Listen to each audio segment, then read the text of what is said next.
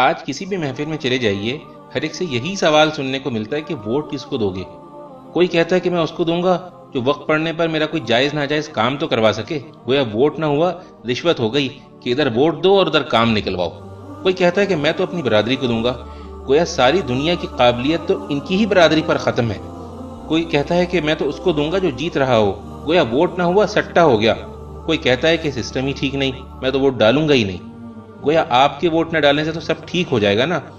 تو بھائیوں، کیا آپ نے اللہ کا حکم نہیں سنا کہ امانتیں اہل امانت کے سپرد کر دو؟ ووٹ ایسے ایماندار آدمی کو دینا چاہیے جس کے حوالے آپ اپنے گھر کی چابیاں بھی کر سکیں۔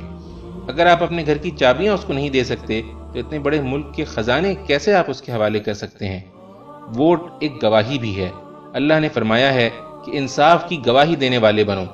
جس شخص کے حق میں آپ ووٹ ڈالتے ہیں تو در حقیقت آپ اس بات کی گواہی دیتے ہیں کہ وہ امانت، دیانت اور حکومت کے امور چلانے کی قابلیت رکھتا ہے۔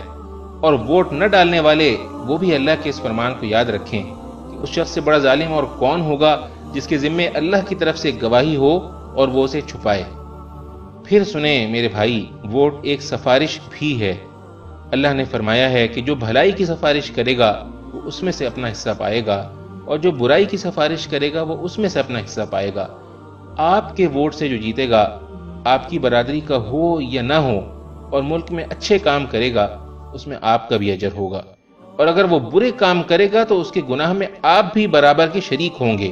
اس لیے ووٹ صحیح آدمی کو دینا، غلط آدمی کو ووٹ دے کر اپنی آخرت برباد نہ کر لینا، کیونکہ رسول اللہ صلی اللہ علیہ وسلم نے فرمایا، روز قیامت وہ شخص سب سے زیادہ خسارے میں ہوگا جو دوسرے کی دنیا کے لیے اپنی آخرت کھو بیٹھے۔